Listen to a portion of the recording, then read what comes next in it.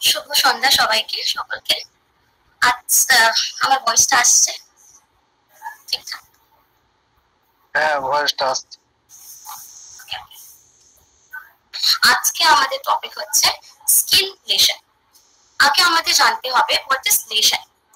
Lesson মানে হচ্ছে আমাদের বডিতে যে কোনো জায়গায় যদি কোনো অ্যাবনর্মাল টিস্যু থাকে বা হয়ে যায়, তখন আমরা সেই কন্ডিশনকে বলি লেশন।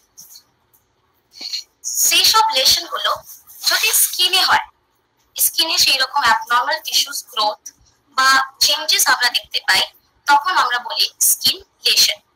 এই স্কিন লেশনটা যে কোনো স্কিন ডিজিজের কারণে হতে পারে, বা কোনো অন্য কারণের অন্য ডিজিজের ফলে হতে পারে, বা ইনজুরি কোনো চোট টোট লেগে গেলেও স্কিন লেশন দেখা যেতে পারে। এবার এই স্কিন লেশনের মধ্যে এই স্কিন লেশনকে আমরা দুটো ভাগে ভাগ করেছি, একটা হচ্ছে প্রাইমারি আর একটা হচ্ছে secondary skin lesion. Primary skin lesion কাকে বলবো? যখন ডাইরেক্টলি ডিজিজের জন্য স্কিনে অ্যাবনর্মাল ম্যানিফেস্টেশন দেখা গেছে, আর সেখানে ফার্স্ট মানে স্টার্টিং যে সাইন্স গুলো হয় একটা অ্যাবনর্মাল চেঞ্জেস এর, সেসব দেখতে পাবো।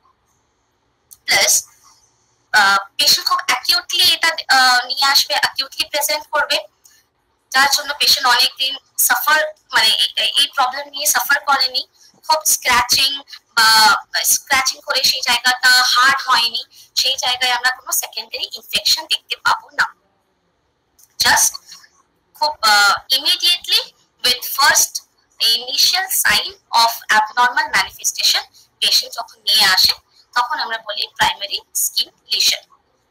আর যদি অনেক দিন থেকে পেশেন্ট কিছু কন্ডিশন কি সাফার করছে, ইচিং হচ্ছে, যার জন্য খুব স্ক্র্যাচ করছে, রাব করছে, তার ফলে সেকেন্ডারি ইনফেকশন হয়ে গেছে, সেই জায়গাটা লাইকেনিফাইড হয়ে একদম ড্রাই রাফ লেদারি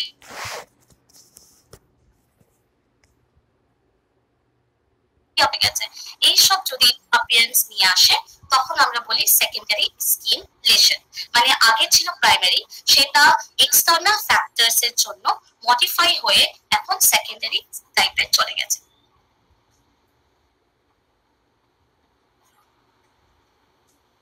তাই স্কিন লেশনের দু টাইপ হলো, প্রাইমারি এন্ড সেকেন্ডারি। এবার আমরা লেশনের প্রাইমারি লেশনের মধ্যে কি কি টার্মিনোলজি, কি কি কন্ডিশন আসে সেটাকে স্টাডি করব।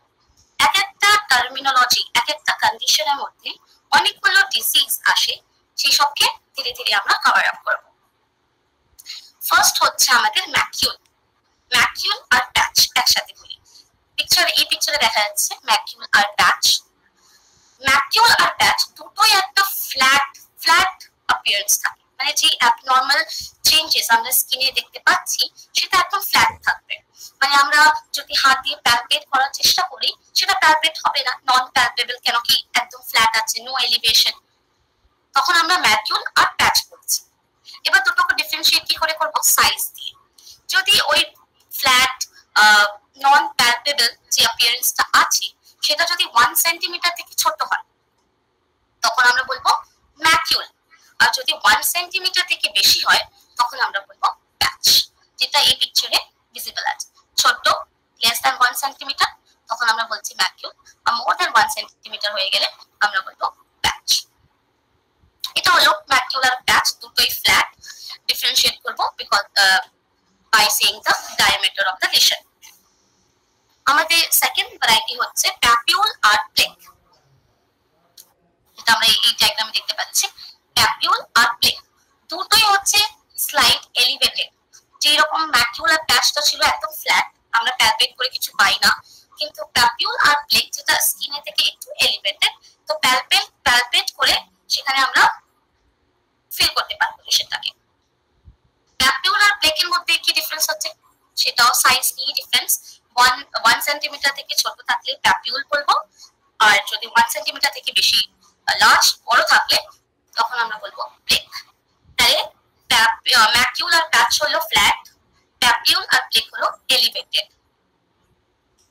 থার্ড ভ্যারাইটি হচ্ছে আমাদের নডিউল আর টিউমার, নডিউল আর টিউমার এটাও এলিভেটেড, স্কিন থেকে উঁচু থাকবে, প্যালপেট করে আমরা প্যালপেট করতে পারবো প্যালপেশন করলে। ডিফারেন্সটা হচ্ছে নডিউল আর টিউমারের যে লেশনটা আছে সেটা ডিপার লেয়ার্সে চলে গেছে, মানে ম্যাকিউল, প্যাচ, প্যাপিউল, প্লেক যেটা আমরা আগে ডিসকাস করলাম সেসব সুপারফিশিয়াল লেয়ার্সে থাকে, কিন্তু নডিউল আর টিউমার এখন ইনোভেট করে করে সেটা ডিপার লেয়ার্স অফ স্কিনে চলে গেছে, তার সাথে সাথে এলিভেটেড আছে। যদি 1 to 2 সেন্টিমিটারের রেঞ্জে থাকে তখন আমরা বলি নডিউল, আর সেটা যদি বেড়ে মোর দ্যান 2 সেন্টিমিটার হয়ে যায় তখন আমরা বলি টিউমার। দুটোই ডিপার লেয়ার্স কে ইনভলভ করবে প্লাস এলিভেটেড থাকবে। আর যদি আমরা প্যালপেট করে কনসিস্টেন্সি আমরা যদি চেক করি সেটা একটু farm, not soft, soft consistency হবে না, ফার্ম টু হার্ডের এইরকম কনসিস্টেন্সি আমরা প্যালপেট করে ফিল করতে পারি। নেক্সট ভ্যারাইটি হচ্ছে আমাদের ভেসিকেল আর বুলা। ভেসিকেল আর বুলা এটাও elevated skin lesion just like for, but এখানে ওই লিশনের ভিতরে কিছু কালেকশন আছে। কি রকম কালেকশন? Serous ফ্লুইডের collection. একটা স্কিনের লিশন যেটা এলিভেটেড প্যালপেট করে আমরা বুঝতে পারছি, প্লাস সেটা সিস্টিক একটা কনসিস্টেন্সি দেখাচ্ছে because of the fluid present inside the skin lesion, সেটাকে আমরা বলি ভেসিকেল আর বুলা। এটাও ডিফারেন্সিয়েট করব ডায়ামিটারের সাইজ দিয়ে। যদি লেস দ্যান 1 সেন্টিমিটার হয় তখন আমরা ভেসিকেল টার্ম দিই, আর যদি মোর দ্যান 1 সেন্টিমিটার হয় তখন আমরা বুলা টার্ম দিই। তাহলে ভেসিকেল আর বুলা দুটোই হচ্ছে এলিভেটেড, প্লাস তার মধ্যে হবে কিছু ফ্লুইড কালেকশন। সেই ফ্লুইডটা যদি সিরাস না হয়ে পাস কালেকশন হয়, একটা ভেসিকেল, একটা elevated round circular skin lesion, তার ভিতরে এখন সিরাস ফ্লুইড নেই, কালেক্টেড হয়ে গেছে, তখন আমরা টার্ম দিই পাস্টিউল।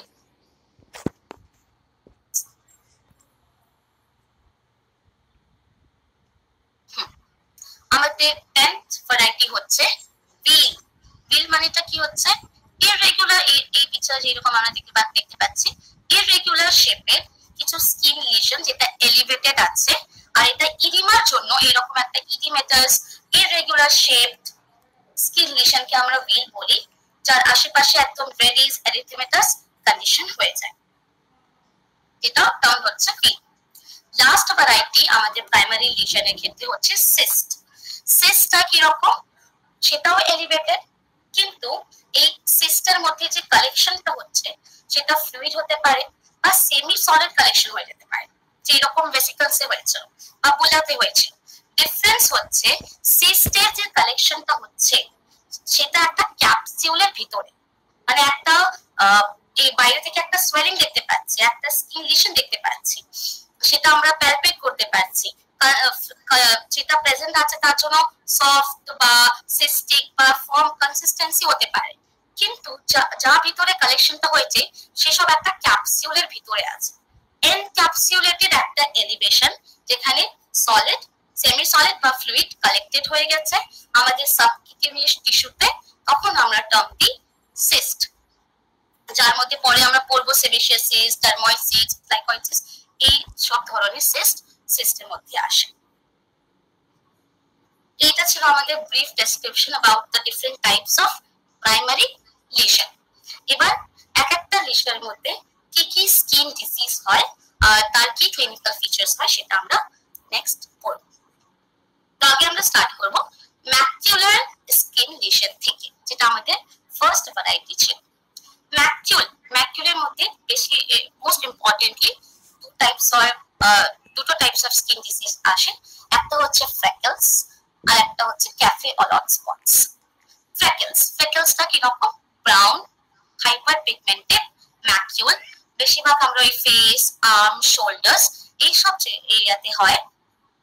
এটা কেন প্রোডাকশন এইরকম হাইপার পিগমেন্টেড ব্রাউন ম্যাকিউল কেন হচ্ছে? কজটা হচ্ছে excessive melanin production. Excessive melanin production আমরা জানি আমাদের সেলসে, আমাদের স্কিনে মেলানোসাইট বলে আমাদের স্কিনের লেয়ারে মেলানোসাইট সেল থাকে, সেই মেলানোসাইটের মধ্যে মেলানিন প্রোডাকশন হয়। এই মেলানিন প্রোডাকশনটা এক্সেস হয়ে গেলে এইরকম ম্যাকুলার ফ্ল্যাট ব্রাউন অ্যাপিয়ারেন্স আমরা দেখতে পাই, সেটাকে আমরা বলি ফ্রেকেলস। কজটা হচ্ছে মেলানিন এক্সেস প্রোডাকশন, বাট এই মেলানিন এক্সেস প্রোডাকশনের জন্য মেন যে ট্রিগার ফ্যাক্টরটা আছে সেটা হচ্ছে জেনেটিক প্রেডিসপোজিশন। যদি ফ্যামিলি হিস্ট্রিতে এরকম ফ্রেকেলসের হিস্ট্রি থাকে তখন এই ফ্রেকেলস হবার প্রবণতা প্রোন খুব বেশি। প্লাস যদি কেউ লোক বেশি সান এক্সপোজড হয়, তো সান এক্সপোজড এরিয়াতে ফেস, আমাদের হ্যান্ডস, এইসব এরিয়াতে ফ্রেকেলস ডেভেলপড হয়ে যেতে পারে। এই ফ্রেকেলসটা বেশিরভাগ সান এক্সপোজ রিলেটেড। দ্যাটস ওয়াই আমরা দেখতে পাই যখন গ্রীষ্মকাল আসে, মানে গরমকাল, সামার সিজন, তখন এটা আরো বেশি প্রমিনেন্ট ডার্ক হয়ে যায়। অ্যান্ড শীতকালে উইন্টার সিজনে এটা ধীরে ধীরে ফেডেড হয়ে যায়, বিকজ সান এক্সপোজ সেই রকম হচ্ছে না, তো এটা ধীরে ধীরে ফেড হয়ে যায়। বিকজ মেলানিন কে ট্রিগার করছে না, বেশি মেলানিন প্রোডাকশন হয় না, তো উইন্টার সিজনে একটু ফেডেড হয়ে যায়, আবার সামার সিজনে রিল্যাপস করে। এটা হচ্ছে আমাদের ফ্রেকেলস। নেক্সট ভ্যারাইটি হচ্ছে ম্যাকিউলের মধ্যে, সেটা হচ্ছে cafe a lot spots. Cafe a lot spots মানে কফি আর মিল্কের একটা মিক্সচারে যে রকম কালারটা আসে, ঠিক সেই রকম স্পটস ম্যাকিউলার স্কিন লেশন আমরা বেশিরভাগ ফেসে দেখতে পাই। ফেস বা ট্রাঙ্ক এইসব এরিয়াতে থাকতে পায়। এইসব তাকে বলা হয় ক্যাফে অলট স্পটস। এর কালারটা ওই light to dark brown colour এরকম একটা থাকে। বাচ্চাদের ক্ষেত্রে, ছোট বাচ্চাদের ক্ষেত্রে মোর দ্যান 0.5 সেন্টিমিটার ওই রকম একটা স্কিন লেশন, আর অ্যাডাল্টদের ক্ষেত্রে মোর দ্যান 1.5 সেন্টিমিটার স্কিন লেশনটা হয়। এটাও একদম ম্যাকিউল আছে যেহেতু, তো একদম ফ্ল্যাট থাকবে, নট রেজড এট অল। এবার মার্জিনস এর শেপের অ্যাকর্ডিং এ ক্যাফে অলট স্পটস কে দুভাগে ভাগ করা হয়েছে। একটা হচ্ছে কোস্ট অফ ক্যালিফোর্নিয়া, যদি বর্ডারটা খুবই smooth, well prominent, well defined, একদম স্মুথ, তখন আমরা বলি কোস্ট অফ ক্যালিফোর্নিয়া। আর যদি মার্জিনস গুলো একদম ইররেগুলার, ঠিকঠাক সেই রকম ডিফাইন্ড নয়, তখন আমরা বলি কোস্ট অফ মেইন। তাহলে এই মার্জিনস এর অ্যাকর্ডিং এ ক্যাফে অলট কে দুভাগে ভাগ করা হলো, coast of California and coast of Maine. এই ক্যাফে অলট ছোটবেলা থেকেই হতে পারে, মানে জন্ম থেকেই, বাই অ্যাট বার্থ থেকেই হতে পারে, বা খুবই আর্লি চাইল্ডহুডে অ্যাপিয়ার হয়, খুবই ছোটবেলায় একদম আর্লি এজে অ্যাপিয়ার হয়। বেশি যদি ক্যাফে বেশি না হয়, ছোটবেলা থেকে হয়, তো সেই রকম প্রবলেমেটিক কিছু নয় ক্যাফে অলট থেকে। কিন্তু যদি এরকম macular skin lesion, cafe a lot spots যেটা অনেক বেশি হয় শরীরে, মোর দ্যান 6, হ্যাঁ, তখন এটা ইন্ডিকেশন দেয় একটা ডিজিজের, সেটা হচ্ছে নিউরোফাইব্রোম্যাটোসিস। নিউরোফাইব্রোম্যাটোসিস টাইপ 1। নিউরোফাইব্রোম্যাটোসিস হচ্ছে আমরা জানি নিউরোফাইব্রোমা আমাদের নার্ভের এলঙ্গে যে একটা টিউমার ডেভেলপ হয়, সেটা আমরা বলি নিউরোফাইব্রোমা। যদি সেই নিউরোফাইব্রোমাটা পুরো শরীরে, মানে অনেকগুলো নার্ভস এর উপরে হয়েছে, অনেক জায়গায় হয়েছে, তখন এই জেনারেলাইজ কন্ডিশনকে আমরা নাম দিয়েছি নিউরোফাইব্রোম্যাটোসিস। একটা পেশেন্ট যে সাফার করছে নিউরোফাইব্রোম্যাটোসিস টাইপ 1 থেকে, তার শরীরে এইরকম macular cafe a lot spots develop হয়। নিউরোফাইব্রোম্যাটোসিস টাইপ 1 এটাও একটা জেনেটিক ডিসঅর্ডার। তো আমরা ডিসকাস করলাম ম্যাকিউল নিয়ে। এই দুটো ডিজিজ আমাদের ম্যাকিউলের মধ্যে পড়ে, যেটা দেখা যায় বেশিরভাগ। নেক্সট হচ্ছে আমাদের কি কি ডিজিজ আছে যেটা প্যাচে আসে। ম্যাকিউলার প্যাচ আমরা একসাথে পড়েছিলাম। ম্যাকিউল ফ্ল্যাট, যার সেন্টিমিটার 1 সেন্টিমিটার থেকে, যার সাইজটা 1 সেন্টিমিটার থেকে কম। প্যাচ এটাও ফ্ল্যাট, কিন্তু এর সাইজটা 1 সেন্টিমিটার থেকে বেশি। তো এই প্যাচ স্কিন লেশনের মধ্যে অনেকগুলো ডিজিজ পড়ে। The first and the very common disease is a vitiligo. Vitiligo একটা chronic skin condition. Vitiligoতে কি হয়, স্কিনের যে পিগমেন্টেশন, স্কিনের যে কালার আছে, সেটা লস হয়ে যাচ্ছে। আমরা ডিসকাস করেছি এই যে স্কিনের আমাদের স্কিন কালারটা মেইনটেইন করে মেলানিন পিগমেন্ট, যেটা স্কিনে একটা সেলে আছে, মানে সেলে থাকে। সেলটা সেটা যদি ডিস্ট্রাক্ট হয়ে যায় তখন এই রকম ভিটিলিগো প্যাচ ডেভেলপ করে। এবার এটা ডিস্ট্রাক্ট হওয়ার কারণ আছে, আমরা একটু প্যাথোফিজিওলজিটা দেখি কেন হচ্ছে ভিটিলিগো। দেখা গেছে ভিটিলিগোর মেইন কজ হচ্ছে আমাদের ইমিউন সিস্টেম, মানে ভিটিলিগো একটা auto immune disease. Auto immune ব্যাপারে আমরা একটু জানি যে বডি যখন আমাদের যে ডিফেন্স সিস্টেম, আমাদের যে ইমিউন সিস্টেম যখন সেলফ সেল আর নন সেলফ সেলকে, মানে যেটা আমাদের নিজস্ব আর কোনটা আমাদের নিজস্ব নয় বাইরে থেকে এসছে, সেসব সেলকে ডিফারেন্সিয়েট করতে পারে না, যখন ও ভুলে যায় যে নিজের সেলটা কি আর বাইরের সেলটা কি ডিফারেন্সিয়েট করতে পারছে না, তখন নিজের সেলকে বাইরের সেল মানে ফরেন বডি ভেবে সেই সেলের अगेंस्टे অ্যান্টিবডি প্রোডাকশন সেটাও নিচে থেকে হয়ে যায়, তাই আমরা বলি অটো অ্যান্টিবডি। এই ভিটিলিগো হচ্ছে একটা auto antibody disease, skin disease, যেখানে অটো অ্যান্টিবডি ফর্মেশন হয়ে যাচ্ছে। তার আগে আমরা একটু দেখি যে নরমাল ফিজিওলজিটা কি। আমরা এই পিকচারে দেখতে পাচ্ছি এটা আমাদের এপিডার্মাল লেয়ার। এপিডার্মাল লেয়ারের বেসাল লেয়ারে এরকম মেলানোসাইট সেলগুলো থাকে। এই মেলানোসাইটস এর ভিতরে এক ধরনের সেল অর্গানেল যার নাম হচ্ছে মেসোজোমস, মেলানোজোমস বলা হয়। এই মেলানোজোমস এর ভিতরে মেলানিন প্রোডাকশন হয়। এই মেলানিন প্রোডাকশনটা একটা হরমোনের ইনফ্লুয়েন্সে হয়, সেই হরমোনের নাম হচ্ছে মেলানোসাইট স্টিমুলেটিং হরমোন, যেটা আমাদের অ্যান্টেরিয়র পিটিউটারি থেকে রিলিজ হয়।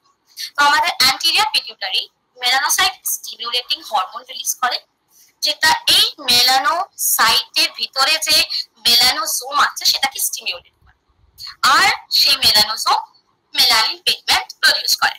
সেই মেলানিন পিগমেন্টটা এখানে আমাদের যে ডার্মাল লেয়ারের এখানে কেরাটিনোসাইট সেল থাকে। এই কেরাটিনোসাইটটা কি করে, সেই মেলানিনকে পিক আপ করে আর নিজের কাছে স্টোর রাখে, আর সেখান থেকে স্কিনের যে কালার, যে পিগমেন্টেশন সেটা প্রডিউসড হয়, ইভেন ভিজিবল দেখা যায়। এই মেলানোসাইট যে আমাদের এপিডার্মাল লেয়ার আছে, এই মেলানোসাইটের अगेंस्टे অটো অ্যান্টিবডি ফর্মেশন হয়ে যায়, যার ফলে মেলানোসাইটস এক্সট্রাকশন হয়। মেলানোসাইটস নেই, মেলানিন প্রোডাকশন হবে না, কেরাটিনোসাইটস মেলানিনকে আর পিক আপ করতে পারবে না, আর স্কিনে যে পিগমেন্টটা প্রডিউস করা উচিত সেটা করতে পারবে না, আর ভিটিলিগো ডেভেলপ হয়। এবার দেখি আমরা ডিসকাস করলাম যে আমাদের যে ইমিউন সিস্টেম, আমাদের যে অটো অ্যান্টিবডি ফর্মেশন হচ্ছে মেলানোসাইটস এর अगेंस्टे, যার জন্য এরকম ভিটিলিগো ডেভেলপ হচ্ছে, তার কিছু প্রিডিসপোজিং ফ্যাক্টরস আছে, মানে কিছু ট্রিগারিং ফ্যাক্টরস আছে। একটা হাইপোথেসিস যে এই সব কারণে হতে পারে যে আমাদের ইমিউন সিস্টেম অ্যাক্টিভেট হচ্ছে আর অটো অ্যান্টিবডিজ ফর্মেশন হচ্ছে। যে সব হাইপোথেসিস হচ্ছে, একটা আমাদের জেনেটিক সাসেপ্টিবিলিটি, জেনেটিক প্রিডিসপোজিশন, যেটা অনেক অনেক বেশি ট্রিগারিং ফ্যাক্টর আছে। ফ্যামিলি হিস্ট্রিতে রান করলে এই ডিজিজটা হওয়ার প্রবণতা আরো বেড়ে যায়। প্লাস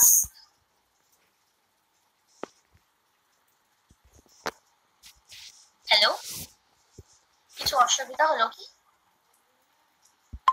না না, শোনা যাচ্ছে।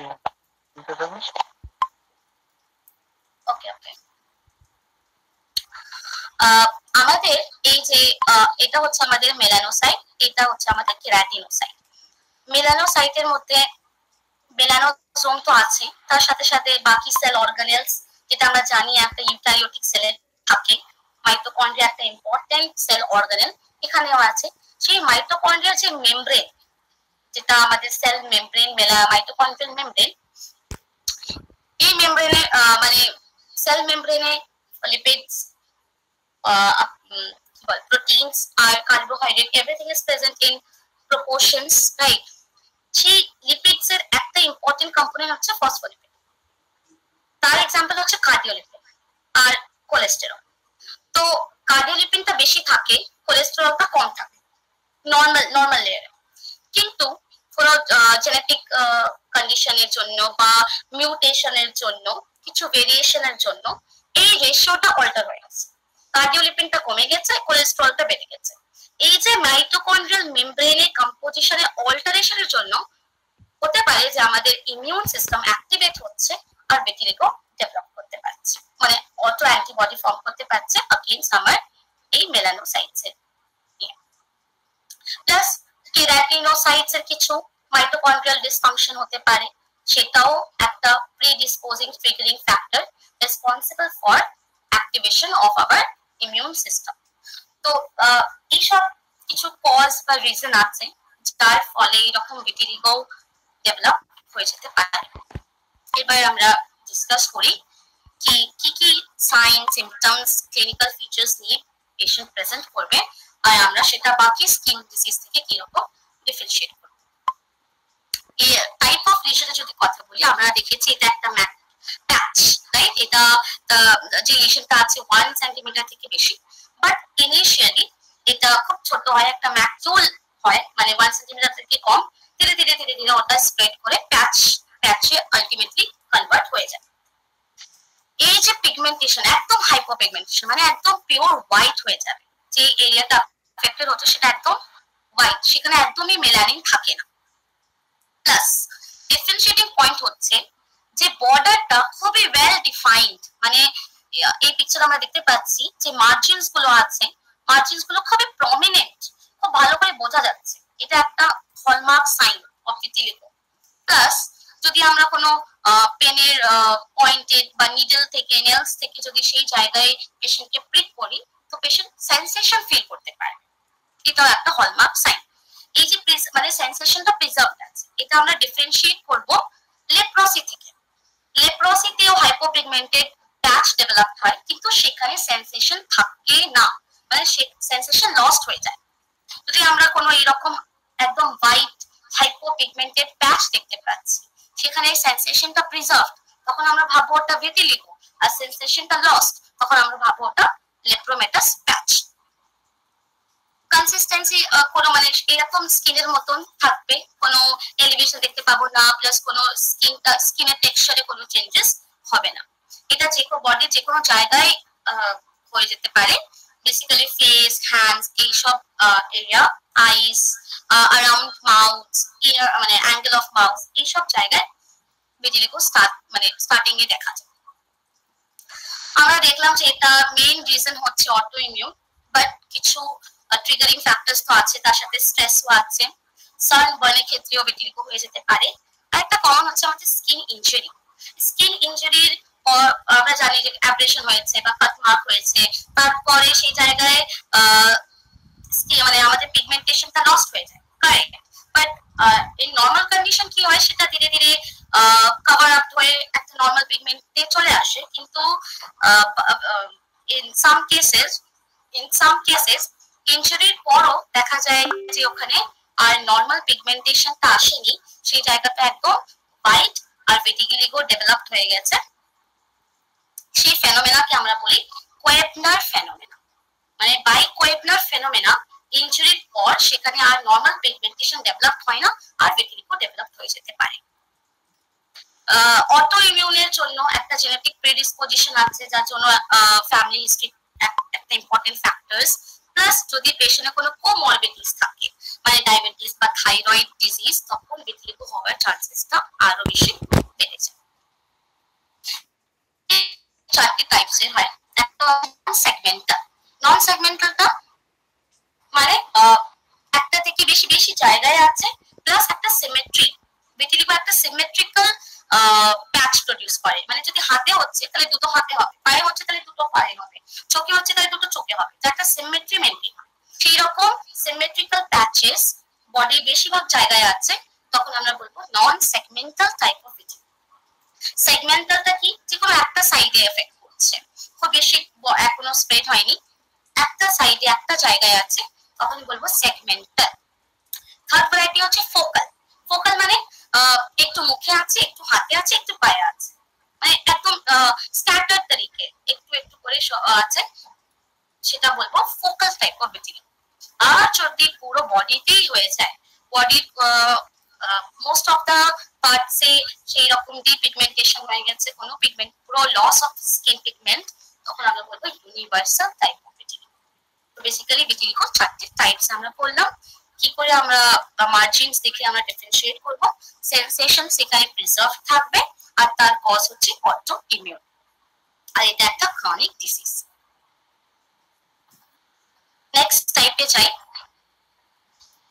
প্যাচের মধ্যে যে নেক্সট ভ্যারাইটি, একটা আমরা ভিটিলিগো বললাম, second variety is pityriasis Alba. Pityriasis অ্যালবাও হাইপোপিগমেন্টেড প্যাচ, যেটা স্টার্টিং এ ম্যাকিউল থাকে, ধীরে ধীরে প্যাচে পরিবর্তন হয়ে যায়। এটা ভিটিলিগোর মতন একদমই সাদা হয়ে যায়। ভিটিলিগো যেমন একদমই সাদা, বিকজ মেলানিন একদমই নেই সেই জায়গায়, পুরো সাদা হয়ে গেছে। এখানেও সাদা হচ্ছে, হাইপোপিগমেন্টেশন হচ্ছে, কিন্তু জায়গাটা একটু স্লাইট পিঙ্কিশ একটা টেন্স থাকে। সেই জায়গাটা একটু ড্রাই, একটু স্কেলি, এরকম একটা অ্যাপিয়ারেন্স আমরা দেখতে পাই। তার সাথে সাথে the most important differentiating point is the margin. এইরকম হাইপোপিগমেন্টেশন আছে, কিন্তু মার্জিনটা খুবই ইল ডিফাইন্ড, মানে ফেডেড, হ্যাপচা হেজি হেজি মার্জিনস, একদম ডিফাইন করা যাচ্ছে না। সেটা হচ্ছে আমাদের পিটিরিয়াসিস অ্যালবা, যেটা ভিটিলিগোতে ছিল না। ভিটিলিগোর মার্জিনটা খুব প্রমিনেন্ট আর হোয়াইট, একদম হোয়াইটের মতন, পিগমেন্ট ডিপিগমেন্টটা একদম হোয়াইট হয়ে গেছে। এখানে ডিপিগমেন্টেশন হয়েছে, একটু পিঙ্ক টিঞ্জ থাকবে, তার সাথে মার্জিনস গুলো একদম ফাজি, মানে একদম হেজি, ইল ডিফাইন্ড।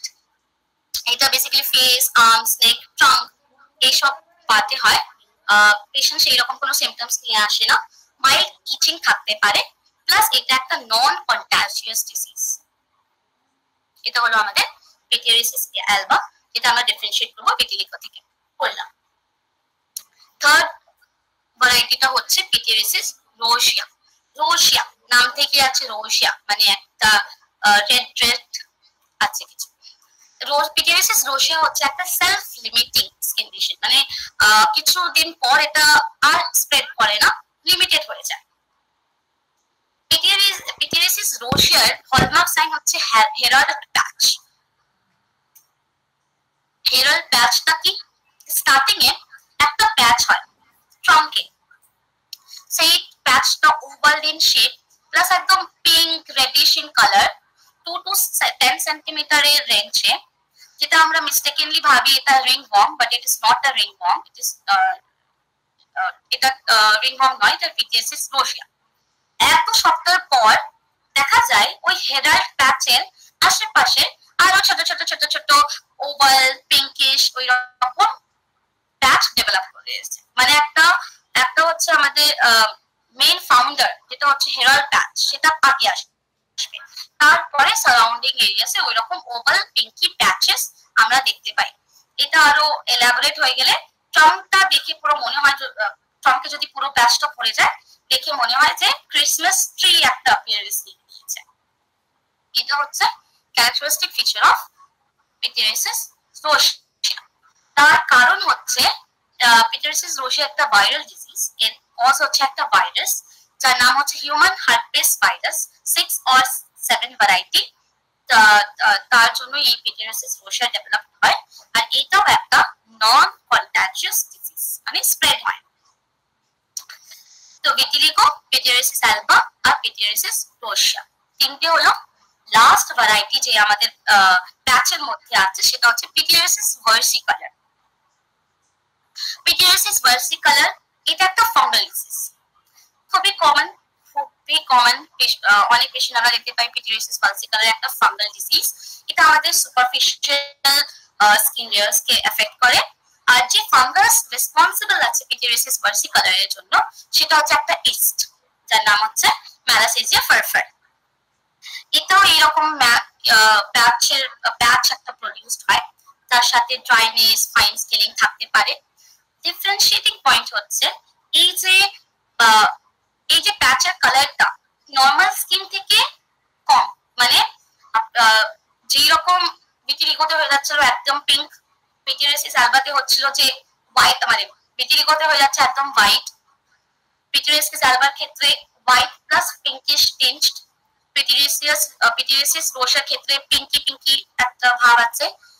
ভার্সিকালারের ক্ষেত্রে হাইপোপিগমেন্টেশন হচ্ছে, কিন্তু খুব একটা হাইপোপিগমেন্টেশন হবে না, মানে নরমাল স্কিনের যে কালার আছে তার থেকে একটু লাইট হবে, মানে slight hypopigmentation from skin colour, মানে যেই রকম স্কিন কালার আছে বা বডিতে যে জায়গায় বাকি স্কিনে তার থেকে একটু হাইপোপিগমেন্টেশন হবে সেই জায়গায় patient because of fungal infection আছে এটা, তো পেশেন্ট ইচিং নিয়ে আসবে। সেই ইচিংটা ঘাম লাগলে, মানে যখন গরমকালে ঘাম হচ্ছে ওই যে প্যাচেসে যখন সোয়েট টাচ হচ্ছে তখন ইচিংটা আরো বেড়ে যাবে, প্লাস হিট এক্সপোজড হলে ইচিংটা আরো অ্যাগ্রাভেট হয়ে যায়। যেসব জায়গায় হিট এক্সপোজড হয় না সেই সব জায়গায় পিটুরিয়াসিস বালজিকালা খুব কম হয়। চেস্ট, আমাদের চেস্ট, ব্যাক, আর্মস এইসব জায়গায় পিটুরিয়াসিস বালজিকালা বেশিরভাগ দেখা যায়। তো এটা হলো আমাদের প্যাচ নিয়ে আমরা 4টে ডিজিজ করলাম, পেটিরিগো, পিটুরিয়াসিস অ্যালবা, পিটুরিয়াসিস ভার্সিকালা আর পিটুরিয়াসিস রোশিয়া। আর দেখলাম কি কি ডিফারেন্সিয়েটিং পয়েন্ট আছে, এটা থেকে আমি বাকি ডিজিজকে ডিফারেন্সিয়েট করব। থার্ড ভ্যারাইটি হচ্ছে আমাদের প্যাপিউল। প্যাচ আমরা পড়ে নিলাম। এবার হচ্ছে প্যাপিউল লিশনের মধ্যে কি কি ডিজিজ আছে, দুটো আছে। একটা মিজলস, একটা হাইলি কন্টাজিয়াস ভাইরাল ইনফেকশন। আমরা জানি মিজলস ভাইরাস থেকে হয়, যেটা খুবই কন্টাজিয়াস।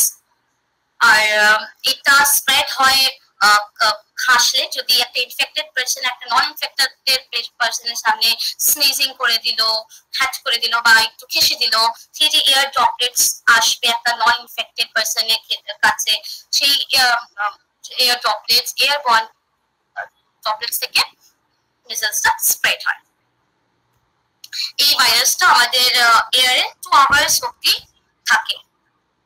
আর মিজলসে আমরা জানি কন্টাজিয়াস ডিজিজের একটা ইনকিউবেশন পিরিয়ড থাকে। ইনকিউবেশন পিরিয়ড হচ্ছে আমাদের মিজলসের ক্ষেত্রে 7 to 14 days আফটার এক্সপোজার। তো মিজলসে আমরা কি কি বললাম, একটা ভাইরাল যেটা হাইলি কন্টাজিয়াস আর ড্রপলেটস অফ ইনফেক্টেড পারসন থেকে এটা স্প্রেড হয়। এবার আমরা দেখব সাইন অ্যান্ড সিমটমস। দুটো ফেজে মিজলসের ক্লিনিক্যাল ফিচার্স কে দুটো ফেজে ভাগ করা হয়েছে, একটা হচ্ছে প্রোডার্মাল ফেজ আর একটা হচ্ছে র্যাশ ফেজ, বিকজ মিজলস একটা ফিভার র্যাশ ডিজিজ।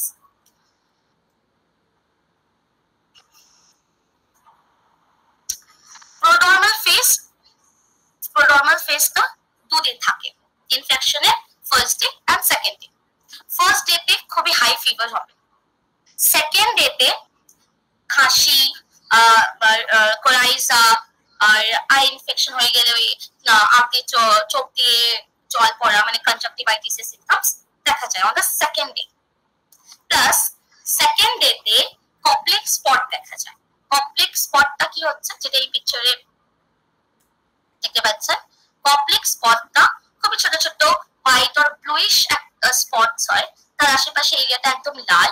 সেটা আমাদের ওরাল ক্যাভিটি মানে বাক্কাল মিউকোসাতে হয়।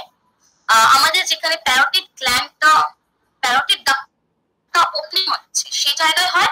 মানে তার আরেকটা লোকেশন হচ্ছে আমাদের সেকেন্ড আর থার্ড মোলার টিতে একদম অপোজিট বাক্কাল মিউকোসা, আমাদের ওরাল মিউকোসাতে এইরকম ছোট ছোট হোয়াইট ব্লুইশ, তার সারাউন্ডিং এরিয়াসটা লাল, এইরকম স্পটস দেখা যায়, যেটা আমরা বলি কপ্লিক স্পট। এই কপ্লিক স্পটটা র্যাশ যখন অ্যাপিয়ার করে তারপরে এটা ডিসঅ্যাপিয়ার্ড হয়ে যায়। তো ফার্স্ট ডেতে ফিভার, সেকেন্ড ডে তে কোরাইজা, কাফ, কনজাংটিভাইটিস এর সিম্পটমস, প্লাস আমরা ইনভেস্টিগেট করে দেখতে পাবো কপ্লিক স্পট। থার্ড ডেতে কি হয়, কি ফিভার কমে যায়। ফার্স্ট ডেতে হাই ফিভার থাকে, থার্ড ডেতে ফিভারটা কমে যায়। আবার ফোর্থ ডেতে ফিভার আবার অ্যারাইজ করে with appearance of rash. Fourth ডেতে র্যাশ আসবে, তার সাথে সাথে ফিভারও বেড়ে যায়। এবার র্যাশের ক্যারেক্টারটা হচ্ছে আমাদের এই লিশনের মতো, মানে আমাদের ম্যাকিউলো প্যাপিউলার র্যাশ। আগে ছোট ছোট লেস দ্যান 1 সেন্টিমিটার ম্যাকিউল হয়, ধীরে ধীরে সেটা স্প্রেড করে মোর দ্যান 1 সেন্টিমিটারে প্যাচে কনভার্ট হয়ে যায়। তো যে লিশনটা হয় একদম flat, not elevated maculopapular rash. যখন প্যাপুলার কনভার্ট হয় তখন একটু এলিভেটেড হয়ে যায়। আগে স্টার্টিং একদম নন এলিভেটেড থাকে ম্যাকুলার, তারপর ধীরে ধীরে ওটা এলিভেটেড হয়ে প্যাপুলার অ্যাপিয়ারেন্সটা নিয়ে নেয়। এই ম্যাকুলোপ্যাপুলার র্যাশটা ফার্স্ট অ্যাপিয়ার হয় হেয়ার লাইনে, মানে ফ্রন্টাল হেয়ার লাইন বা কানের পিছে যে টেম্পোরাল হেয়ার লাইন আছে এই সব জায়গায় এইরকম একটা ম্যাকুলোপ্যাপুলার লিশন আমরা দেখতে পাই, যেটা তারপরে ডাউনওয়ার্ড ডিরেকশনে মানে ফেস থেকে হেয়ার লাইন থেকে বা নিচে ট্রাঙ্ক, আপার লিম্স, তারপর লোয়ার লিম্স এইসব ডাউনওয়ার্ড ডিরেকশনে স্প্রেড হতে স্টার্ট হয়। 3 দিন লাগে এই র্যাশটাকে পুরো পায়ে ডেভেলপ হতে। ধীরে ধীরে যে ডিরেকশনে এসছে সেই ডিরেকশনে ধীরে ধীরে র্যাশটা ডিসঅ্যাপিয়ার্ড হয়ে যায়। বেশিরভাগ ক্ষেত্রে কিছু থাকে না, বাট ইন সাম পেশেন্ট দেখা যায় যে মেজেলসটা ঠিক হওয়ার পরও কিছু ডেসক্লামেশন মানে ওখানে একটা ব্রাউনিশ একটা স্পটস থেকে যেতে পারে। তো এটা হচ্ছে আমাদের একটা ম্যাকুলোপ্যাপুলার ডিজিজ, তার সাথে fever which is very contagious। এর কিছু কমপ্লিকেশন আছে, আমাদের মেজেলসটা ঠিক হয়ে গেলে কোনো প্রবলেম নেই, কিন্তু যদি ঠিকঠাক ট্রিটমেন্ট না হয় বা বডি রিকভার না করতে পারে তাহলে কিছু কমপ্লিকেশন হয়ে যেতে পারে। যেমন চোখে যে ক্লিনিক্যাল ফিচার্সে আমরা দেখলাম যে আইতে কনজাক্টিভাইটিস হয়, সেটা